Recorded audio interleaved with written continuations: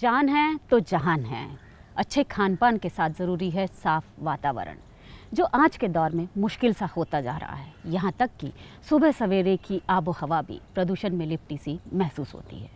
तो आज हम इसी मसले पर संबंधित विभाग के सर्वोच्च अधिकारी से बात करेंगे और जानेंगे उनसे उनके दिल की बात।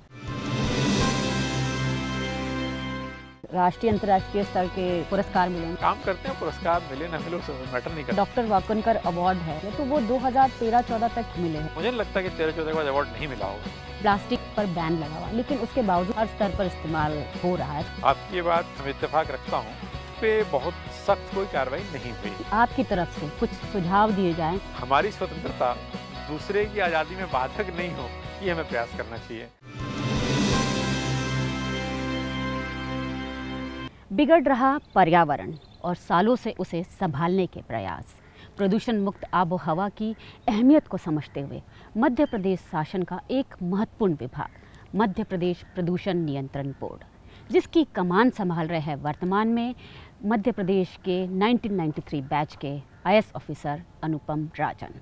नमस्कार अनुपम जी, आपका हमारे कार्यक्रम दिल से में स्वागत है। नमस्कार सर, सबसे पहले मैं जानना चाहूँगी कि आप बिहार से बिलोंग करते हैं और कहा जाता है बिहार को कि IAS ऑफिसर्स की जननी है, तो क्या ये अब भी ऐसा ही चला आ रहा है या पहले था? ज़्यादा लोग आते हैं बिहार से, बात सही है। IAS ऑफिसर्स की जननी है कि नहीं है ये तो नहीं मालूम, लेकिन हाँ, बिहार से, उत्तर प्रदेश से काफ़ी बच्चे आते हैं इन परीक्षाओं में। और सिर्फ इस परीक्षा में नहीं, अन्य सभी प्रतियोगी परीक्षाओं में काफ़ी बच्चे चयनित होते हैं। अब मैं आपके वर्तमान विभाग से जुड़ा एक सवाल पूछना चाहती हूँ कि केंद्रीय और राज्य प्रदूषण बोर्ड, तो इन दोनों के कार्यक्षेत्र अलग अलग होते हैं और कौन से होते हैं, थोड़ा सा ब्रीफ में बताइएगा। वाटर एक्ट और एयर एक्ट दो सेंट्रल एक्ट हैं जिसके तहत बोर्ड्स का गठन होता है। तो एक तो सेंट्रल पोल्यूशन कंट्रोल बोर्ड है जो केंद्रीय प्रदूषण निवारण मंडल है, और हर स्टेट में अलग अलग स्टेट पोल्यूशन कंट्रोल बोर्ड हैं। और एक्ट में जो शक्तियाँ केंद्रीय बोर्ड को दी गई हैं, उन शक्तियों का उपयोग केंद्रीय बोर्ड करता है। जो शक्तियाँ राज्य बोर्ड को हैं के पास हैं, उनका उपयोग राज्य बोर्ड करता है।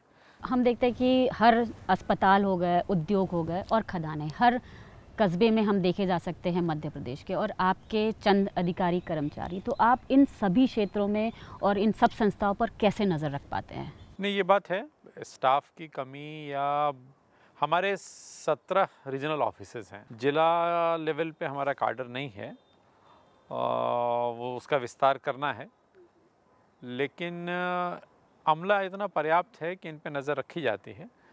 और एक चीज़ अभी ये भी हुई कि टेक्नोलॉजी काफ़ी एडवांस हो गई है, तो आपको हर फैक्ट्री पे या हर खदान पे आदमी रखने की ज़रूरत नहीं होती है। हर अस्पताल पे एक हमारा एनवायरनमेंट सर्विलांस सेंटर है।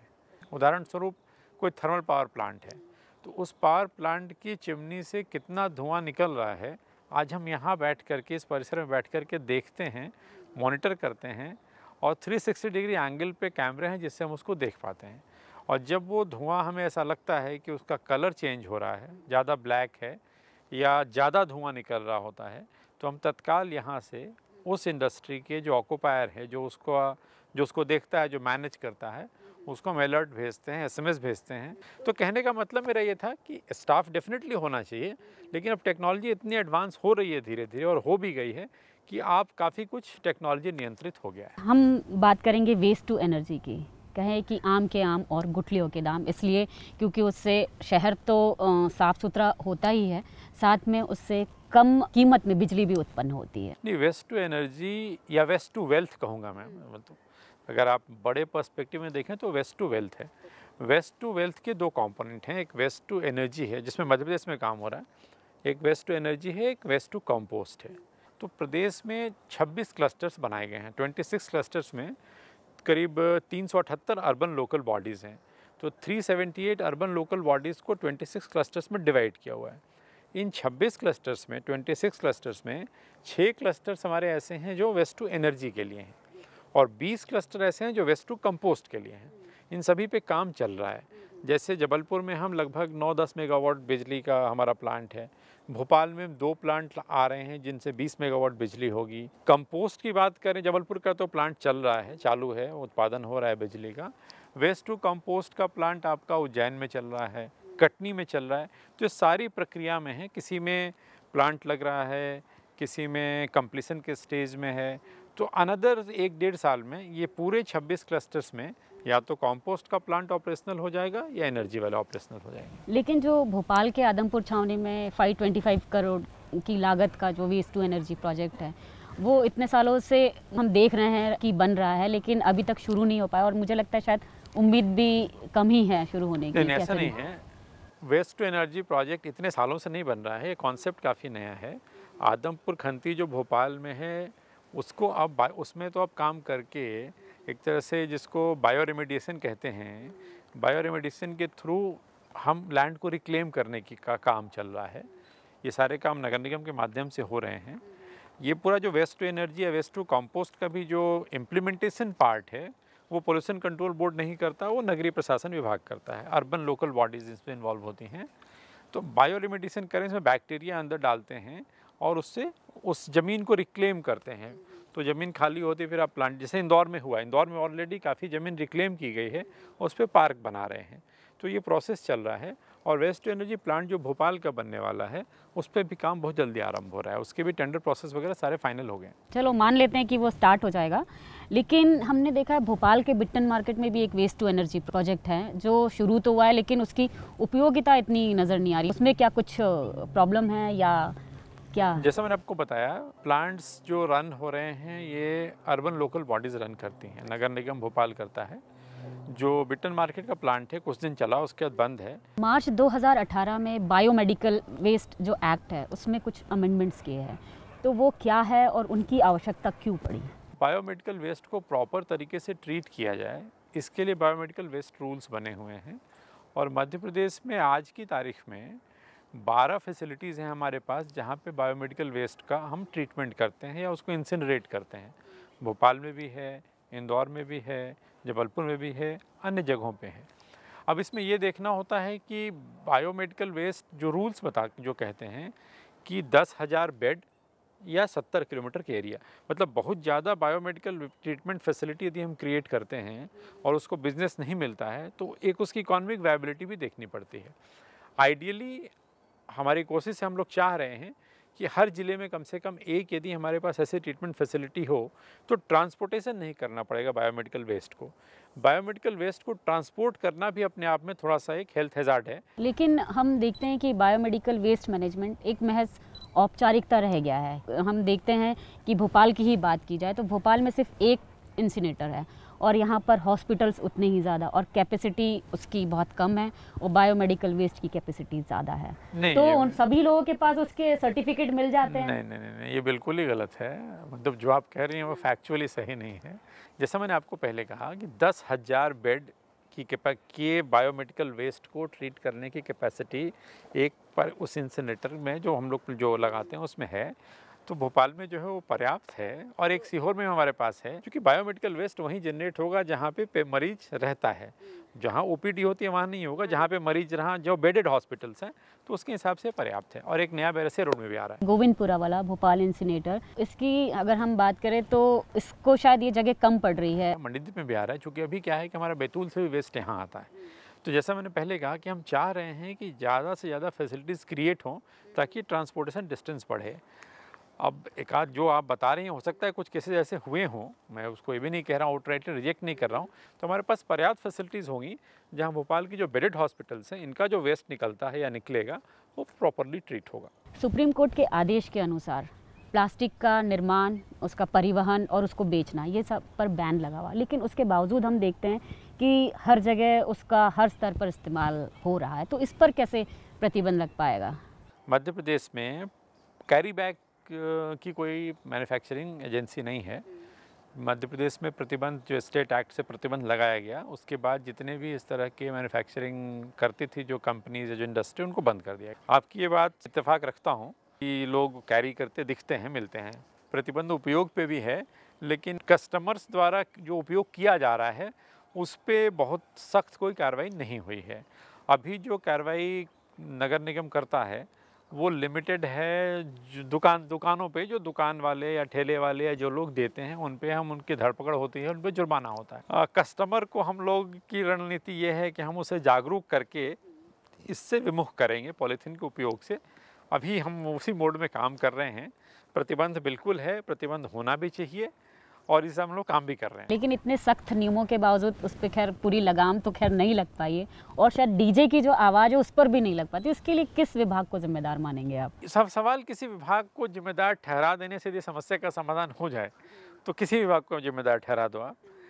चाहे वो पॉलीथीन हो, चाहे वो डीजे हो, चाहे सड़कों पे कार्यक्रम करने की बात हो, मैं कार्यक्रम विशेष का नाम नहीं लूँगा, लेकिन एक हमें सकारात्मक सोच की बात भी करनी चाहिए। और जब हम मीडिया जिसकी इतनी ज़्यादा पहुंच है, चाहे आपके प्रोग्राम के माध्यम से भी मैं कहना चाहूँगा लोगों से कि डीजे बजाने वाले भी हम ही लोग हैं, तो यदि हमें भी अपने आसपास के परिवार की, किसी बच्चे का एग्ज़ाम हो सकता है, किसी बुज़ुर्ग की तबीयत ख़राब हो सकती है, किसी को सोने में दिक्कत हो सकती है, तो हमें अपने अंदर भी झांक के देखने की ज़रूरत है। विभाग किसका है? अब हम कह सकते हैं कि जिला प्रशासन का काम है, कोई कह दे पुलिस का काम है, कोई कहे कि नगर निगम का काम है, लेकिन अब कचरा हम फैलाएं सड़कों पे और हम उम्मीद ये करें कि नगर निगम के लोग आएँ और उसको साफ़ करें, और नहीं करते हैं तो हम उनके खिलाफ़ बोलें। तो हमें अपने अंदर भी झांक करके देखना होगा और अपने आप को नैतिक जिम्मेदारी समझनी पड़ेगी। सबको, समाज अगर नहीं चलेगा, नहीं सोचेगा तो ये काम इतना आसान नहीं है। एयर एम्बिएंट क्वालिटी के लिए आपने जगह जगह बोर्ड्स लगा रखे हैं जिसमें उसके पैरामीटर्स हम देखते हैं, तो एक आम आदमी को आम भाषा में आप कैसे समझाएंगे कि ये जो पैरामीटर है इसका मतलब ये है कि इतना यहाँ पे पोल्यूशन हो रहा है, क्योंकि हर किसी की समझ में तो आता नहीं है वो। एयर क्वालिटी इंडेक्स की बात पहले नहीं होती थी। जब ये दिल्ली में वायु प्रदूषण का स्तर काफ़ी बढ़ा और कई चैनलों पे वो नीचे आने लगा, पहले नहीं, 2 साल पहले नहीं आता था, तो ये ख्याल ज़रूर आया था जो आप कह रहे हैं, हम डिस्प्ले कर रहे हैं कि हमारे जो सड़कों पे स्मार्ट पोल लगे हुए हैं उन पे एक छोटी सी स्क्रीन है, उस स्क्रीन का बहुत उपयोग नहीं हो रहा था, कोई भी उपयोग नहीं हो रहा है। तो हमने कहा कि हमारे जो फिगर्स आते हैं भोपाल में, जैसे 6-7 जगहों पे हम लोग मॉनिटर करते हैं, तो इसको उस पर डिस्प्ले करते हैं। तो डिस्प्ले करने से कम एक कुछ लोगों को ये तो लगेगा कि दिल्ली में जो चीज़ 400 है या 450 है वो भोपाल में कभी 132 है, कभी 170, 180, 200 के ऊपर कम जाती है। तो कम से कम इसी बहाने लोग बात करेंगे कि क्या दिखाते हैं, 135, 153, 167, 174 क्या है ये। 50 के आसपास हम रख पाएँ तो ये एक सबसे अच्छी वैल्यू होगी। और ऐसे ही वाटर क्वालिटी को मेज़र करने के लिए आपने जो हमारे भोपाल का बड़ा तालाब है वहाँ पर भी आपने वाटर क्वालिटी इंडेक्स लगाया, तो वो कितना कारगर है? वो भी कारगर है। अभी जितनी मॉनिटरिंग हम करते हैं, वाटर क्वालिटी की मॉनिटरिंग, सिर्फ नर्मदा नदी की मॉनिटरिंग हम 50 जगहों पे करते हैं। इसके मंथली रिजल्ट्स जो हैं हमारी वेबसाइट पे होते हैं। चाहे वो एयर क्वालिटी के भी रिजल्ट सारे वेबसाइट पे ही होते थे, आज भी हैं। कोई व्यक्ति वेबसाइट पे जाए और देखे तब उसे पता चले, इसकी बजाय जैसे बोट क्लब है, बोट क्लब में पता है कि भोपाल में सबसे हैपनिंग प्लेस है जहाँ रोज़ शाम में 500-1000 लोग जाते हैं, बच्चे बच्चियाँ जाते हैं, घूमते हैं। तो कम से कम आज का जो युवा वर्ग है, जो छात्र हैं, जो पढ़ते हैं, गूगल का ज़माना है, वो देखेंगे कि बीओडी क्या होता है, कितना होना चाहिए, हम जो पानी पीते हैं, हमारे आसपास के घरों में, नालों में कितना बीओडी है, होना कितना चाहिए। तो ये बात उससे प्रेरित होकर के इसको हम लोगों ने किया है। तो इसके बाद जो पैरामीटर्स और जो आंकड़े आपको मिलते हैं उसके बाद कोई कार्रवाई भी आप लोग करते हैं क्या? नहीं, कार्रवाई भी करते हैं। जैसे जहाँ पे वाटर की क्वालिटी ख़राब है, तो वाटर की क्वालिटी ख़राब क्यों है? तो ख़राब होने के कारण एक तो होता है कि रिवर में नेचुरल फ्लो नहीं है। हमारे यहाँ जो रिवर्स हैं वो पेरेनियल नहीं हैं, बारिंग फ्यू रिवर्स, नर्मदा वर्ग को छोड़ दें, तो जिन रिवर्स में फ़्लो नहीं है तो उसमें सेल्फ क्लिनजिंग नहीं होती। नदी में अगर पानी का बहाव होता है तो अपने साथ साथ जो कमियां हैं, जो उसमें पॉल्यूटेंट हैं, उसको बहा के ले जाता है। तो नदी कुछ दूर चलने के बाद अपने आप ठीक क्लींस हो जाती है। जहाँ नहीं है, या नदी को बांध बना के आपने रोक दिया है, वहाँ पे फिर वो पॉल्यूटेंट रहते हैं और नदी का ये ख़राब होता है। इसके अलावा जो इंडस्ट्रियल डिस्चार्ज हो रहा है अगर कहीं पे, तो उसको चेक करते हैं, और डोमेस्टिक डिस्चार्ज जो सीवेज का हो रहा है तो उसको चेक करने के लिए कार्य योजना बनाने की बात होती है। अब हम लेते हैं छोटा सा ब्रेक के बाद फिर हाजिर होते हैं।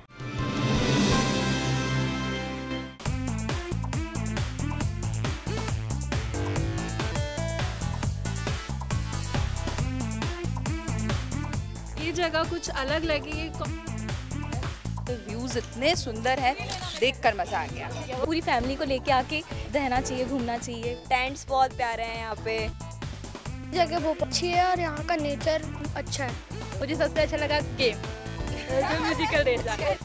एक ही प्लेस पे आप वॉलीबॉल भी कर रहे हो, आप ट्रैकिंग भी कर रहे हो, आप पूल में भी हो, मतलब आपको सब कुछ मिल रहा है। स्नूकर गेम्स, स्पोर्ट्स, म्यूजिक, झूले वगैरह, गार्डन, बेड्स और लाइट्स वगैरह, डेकोरेशन, वो बहुत अमेजिंग है, मतलब बहुत यूनिक है। अभी तक तो सिर्फ मूवीज में देखा था, फर्स्ट टाइम एक्सपीरियंस है। यहाँ पे इतनी सारी एडवेंचर स्पोर्ट्स एक्टिविटी है।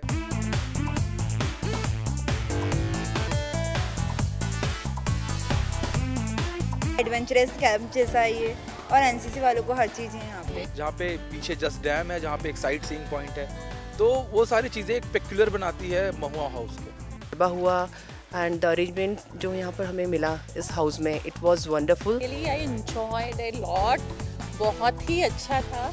एंड इनकी होस्टिंग तो लाजवाब, हमेशा ही। हमारे लोकल फूड होते हैं, वो कल्चर के हिसाब से हम फूड प्रिपेयर कराते हैं, ताकि वो जो लोग आएँ तो हमारे कल्चर को भी एंजॉय कर सकें।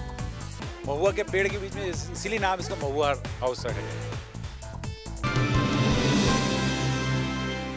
ब्रेक के बाद आपका फिर स्वागत है। सर, हम नर्मदा नदी की बात करें, शिप्रा नदी, बेतवा, ऐसी छोटी भी नदियां हैं, बड़ी भी नदियां हैं, तो इनके अस्तित्व पर खतरा मंडरा रहा है, पॉल्यूशन बढ़ता जा रहा है, तो इसके लिए आप किस विभाग की उदासीनता मानेंगे? प्रश्न बड़ा वाजिब है। नदियों को दम तोड़ते भी देखा है, तो हमें समय रहते सजग होना है। नदियों में पानी आता रहे, इसके लिए पेड़ लगाने की आवश्यकता है। नदियों में दूषित जल न जाए, इसके लिए हमें सजग होने की ज़रूरत है। नदियों में एक मिनिमम फ्लो बना रहे हमेशा। नदी तभी जिंदा रहेगी जब नदी में अनवरत एक मिनिमम फ्लो बना रहेगा।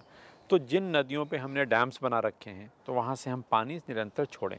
अभी यदि मैं जस्ट आपको एग्जांपल से थोड़े दिन पीछे जाएंगे, तो बीच में आपने देखा था कि अमावस्या में उज्जैन में छिप्रा में हाँ, तो हमने जब नर्मदा का पानी वहाँ से ओंकारेश्वर से छोड़ दिया वहाँ से, तो आज उज्जैन में बड़ा अच्छा स्नान हुआ, छिप्रा लबालब भरी थी। और जब पानी का प्रवाह होता है, जब फ्लो होता है, तो काफ़ी कुछ गंदगी भी उसके साथ बिल्कुल डाउन स्ट्रीम में निकल के चली जाती है। यही नहीं, हम बर्ड्स की बात करें तो गौरैया, वल्चर या दूसरे बर्ड्स, अब ये इनका अस्तित्व खत्म होते जा रहा है, बहुत कम है। तो इसके लिए क्या इनकी संख्या कम होना प्रदूषण का ही कारण है या कुछ और? ये बात बिल्कुल सही है कि कई ऐसी प्रजाति के पक्षी जो हमने अपने बचपन में देखे थे, आज हमें नहीं दिखते, और अगर दिखते हैं तो बड़ा सुखद अनुभव होता है। यदि हमने अपने पर्यावरण को सहेज करके रखा, पेड़ लगाए और वो परिवेश तैयार किया जो जिसमें वो उनके लिए फ्रेंडली है, इसके लिए हम सबको मिलजुल करके प्रयास करना होगा। चूना और सीमेंट की फैक्ट्री से जो पोल्यूशन होता है, उस पर आपने बहुत हद तक उसको सफलतापूर्वक कम किया है और करने की कोशिश भी अभी जारी है। लेकिन उसके बावजूद जो लोग काम करते हैं, जो मज़दूर काम करते हैं लोडिंग अनलोडिंग के लिए, तो उनके अंदर बहुत ज़्यादा सीमेंट घुस जाता है और वो लोग को टीबी जैसी बीमारी है। तो उनके लिए आपका क्या सुझाव होगा कि कैसे उनको? नहीं, ये आपने बड़ा अच्छा सुझाव दिया है। अनफॉर्चुनेटली मतलब या कहें प्रदूषण बोर्ड जो है वो प्रदूषण की चिंता कर रहा है। हमें जो लोग एम्प्लॉयज़ हैं उनकी चिंता करनी चाहिए। हमने ये एस्पेक्ट एक तरह से उनके भरोसे छोड़ दिया है जिनकी फैक्ट्री है। हम इसको टेकअप करेंगे। ऑल्दो डायरेक्टली ये लेबर डिपार्टमेंट का काम है, लेकिन हम लेबर डिपार्टमेंट के ध्यान में भी बात को लाएंगे और हम अपने लेवल से भी, चूँकि फैक्ट्री वालों से संपर्क में हम रहते हैं, तो हम इसको इंश्योर करेंगे कि नहीं साहब, उनकी जो वर्किंग कंडीशंस हैं वो इम्प्रूव्ड हों। अदरवाइज़ ये बड़ा इम्पॉर्टेंट पॉइंट है कि उनका जो हेल्थ है वो इसके कारण ख़राब होता है। जैसे आपका विभाग जितने वाटर रिजर्वायर हैं उनको आप घोषित करते हैं कि इसका पानी पीने लायक है, और उसके बावजूद लोग अपने घरों में वाटर प्यूरीफायर लगाते, तो ऐसा क्यों? एक लोगों में चिंता है कि जो वो पानी पीते हैं वो पानी शुद्ध होना चाहिए। उनको अपने स्वास्थ्य के प्रति चिंता है, अपने बच्चों के स्वास्थ्य की चिंता है, परिवार के स्वास्थ्य की चिंता है। इसलिए जो लोग अफोर्ड कर पाते हैं वो प्यूरीफायर लगाते हैं। कुछ लोग पानी छान के पीते होंगे, कुछ उबाल करके पीते होंगे। इन सब के मूल में यही है कि हमने अपने वाटर सोर्सेज को उतना साफ़ नहीं रखा है, तो उस पर हमें काम करेंगे। एक तरह से ये हमारे लिए चुनौती है। लोग शौकिया तो नहीं लगाते या शौकिया पानी छान के नहीं पी रहे हैं, उनको इस बात का विश्वास नहीं हो पा रहा है कि जो पानी का स्रोत है वो सही है। तो हमें वहाँ मेहनत करने की ज़रूरत है। हमारे लिए चुनौती है, हमें काम करने की ज़रूरत है। अब हम आपके एक और महत्वपूर्ण विभाग की बात करेंगे, मध्य प्रदेश पुरातत्व विभाग। आपके विभाग द्वारा महलों को संरक्षित करने का काम बड़े ज़ोर शोर से किया जाता है, और उसके बाद फिर पर्यटन विभाग उन महलों को ले लेता है होटल बनाने के लिए। तो उसके आर्किटेक्चर को तो नुकसान पहुंचता ही होगा, क्योंकि उसको फिर से वो लोग रेनोवेट करते हैं।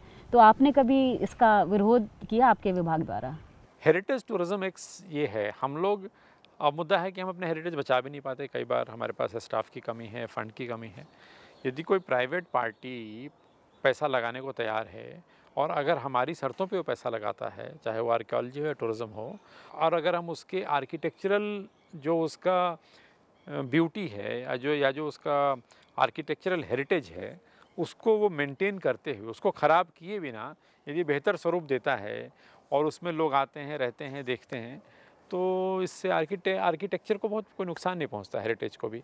और आप विदेशों में देखें तो ऐसे तमाम उदाहरण आपको मिलेंगे। अपने यहाँ भी देखें तो जैसे जहांगीर महल ओरछा, जैसे ओरछा में जो एक शीश महल एक होटल है, तो वहाँ भी लोग आते हैं, रहते हैं, इससे कहीं उससे कोई नुकसान नहीं। पर मेरा इशारा वैसे मिंटो हॉल के लिए था कि हाई कोर्ट के आदेश के अनुसार उसमें कोई रेनोवेशन और इस पर बैन लगा हुआ था, लेकिन फिर भी उस हेरिटेज बिल्डिंग में कई रेनोवेशन और ये सब के काम किए गए और आज वो पर्यटन विभाग के अधीन हो गया है। मिंटो हॉल की बात आपने की सुप्रीम कोर्ट के आदेश के बाद, और सुप्रीम कोर्ट ने जो शर्तें लगाई थी उन शर्तों का पालन करते हुए उसका रेनोवेशन हुआ है।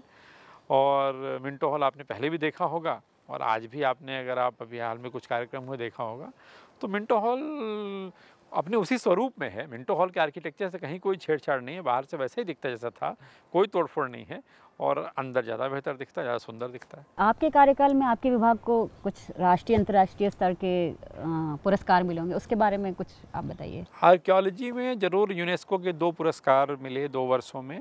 महिदपुर फोर्ट उज्जैन के लिए मिला था, एक मैं मिस कर रहा हूँ नाम, गोहद फोर्ट, हाँ आपको ज़्यादा याद है मेरे से। गोहद फोर्ट भिंड के लिए मिला था।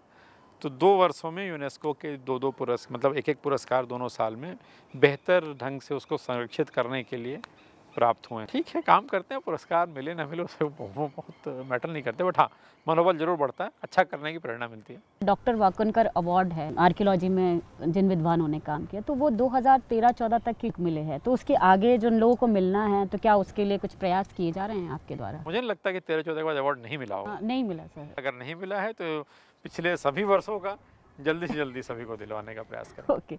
और एक हेरिटेज वॉक की आपने अभिनव पहल की थी, जिसमें आप लोगों ने कोशिश की कि आम हो या खास, बच्चे बूढ़े सब उसमें शामिल हो और अपने प्रदेश हो या देश की धरोहर को जानने का उनको मौका मिले। मैं देखती हूँ कि साल में 1 या 2 बार ये ऑर्गेनाइज हो पाती, तो क्या ऐसा कोई आप सुझाव ही देंगे कि ये महीने में या वीकली हो, तो जैसे जिन लोगों का मिस हो जाए तो नेक्स्ट टाइम, जैसे हम जैसे लोग बिजी रहते हैं, फिर किसी आज नहीं हुआ तो कल दूसरे हेरिटेज वॉक आयोजन होता रहता है। ये जरूर नहीं, अपने आप ऐसा फिक्स नहीं है कि हर संडे, छुट्टी के दिन ही हो सकता है, ज़्यादा लोग आते हैं, बट हाँ जैसा ही है अपने आप फिक्स नहीं है कि हर सैटरडे होगा या हर संडे होगा या कोई टाइम है कितने बजे इस स्थान से शुरू होगा। डिफरेंट हेरिटेज सर्किट्स बने हुए हैं, कभी हम लोग कराते हैं, कभी कई सारी और संस्थाएँ जो कराती हैं, कभी टूरिज़्म कराता है, कभी कई सारे NGOs टाइप लोग हैं जो इसको कराते रहते हैं, स्कूल भी ऑर्गेनाइज करते हैं। सुझाव अच्छा है, अगर मतलब डिमांड बेस्ड है, अगर हमें कहीं से भी मिलता है तो हम तो लोगों के लिए ऑर्गेनाइज कराते हैं। अगर कोई संस्था कहे कि हाँ साहब हम इंटरेस्टेड हैं, आप हमारे लिए एक हेरिटेज वॉक का आयोजन करा दीजिए, हमें बहुत प्रसन्नता होगी उनके लिए कराना। तो आपके इस कार्यकाल में ऐसे ऐतिहासिक दृष्टि से कौन से स्थल है जिनका एक्सकेवेशन किया गया और उससे जो जानकारियाँ मिली वो इतिहास के अध्याय में जोड़ने में सहायक हो रही है? खरगोन में एक जगह है मेहता खेड़ी, वहाँ उत्खनन हुआ पिछले वर्ष, अभी भी चल रहा है। वहाँ प्री हिस्टोरिक हमें चीज़ें मिली हैं, अब उसकी रिपोर्ट्स अभी बनेंगी। एक डॉक्टर शीला मिश्रा हैं जो प्रख्यात आर्कियोलॉजिस्ट हैं, वो काम कर रही हैं उस पर। सतना में एक जगह है मनोरा, वहाँ पे हमें साइट्स मिली हैं, वहाँ काम चल रहा है। ओंकारेश्वर में जहाँ मेन मंदिर, जहाँ शिव का मंदिर है जहाँ पे, वहाँ पे नीचे काम कर रहे हैं, वहाँ पुराने मंदिरों का अवशेष मिले हैं।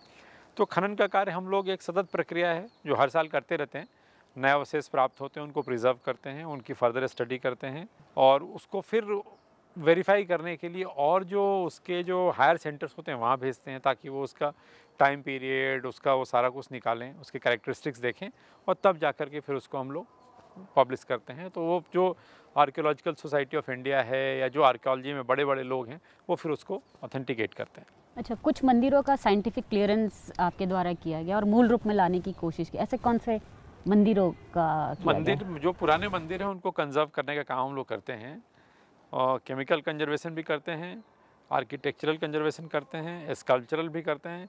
कोई मूर्ति पुरानी है, जैसे सीहोर के पास कुछ दिन पहले एक भग्नावशेष मिले थे, जब वो मिट्टी का माउंट के 10 फीट मिट्टी है, 12 फीट मिट्टी हटाई तो वहाँ से 9वीं 10वीं शताब्दी की मूर्ति निकली, मैंने मूर्ति नहीं, मंदिर के पूरे अवशेष निकले। अच्छी बात ये थी कि 80% जो रिमेन्स थे वहाँ इंटैक्ट थे, तो अब उसकी मदद से हम लोग उस काल के उस मंदिर को बनाने का काम कर रहे हैं। आशापुरी जो अपने पास में बगल में साइट है, यहाँ बहुत पुराने मंदिर किसी ज़माने में रहे होंगे, 25-26 मंदिर थे, आज टूट गए, कुछ भी नहीं है। उसमें 1-2 मंदिर को वहाँ की रूइन सब है नहीं, मतलब ये बड़ा कठिन है बताना कि जो मलबा है वो कौन से मंदिर का है। तो इसमें वर्ल्ड मॉन्यूमेंट फंड के साथ हम लोग काम कर रहे थे। अभी हम school of planning and architecture Bhopal के साथ काम कर रहे हैं। वहाँ भी प्रयास है कि एक इंटरप्रिटेशन सेंटर बनाने का और एक मंदिर का जो वो प्रतिकृति है उसका निर्माण करने का, तो ये काम भी चलता रहता है। तो अनुपम जी, आपका बहुत बहुत धन्यवाद, आपने हमारे कार्यक्रम के लिए समय निकाला। आपका भी बहुत बहुत धन्यवाद, थैंक यू वेरी मच। पर्यावरण स्वच्छता का ही पर्याय है और स्वच्छ पर्यावरण रखने के लिए हम सबकी ये जिम्मेदारी है कि हम अपने घर के साथ साथ बाहर और कारोबार सबको साफ रखने की कोशिश करें। तो आज के कार्यक्रम में बस इतना ही। अब अगले हफ्ते हम आपसे फिर मिलेंगे, तब तक मुझे और मेरी पूरी टीम को दीजिए इजाज़त। नमस्कार।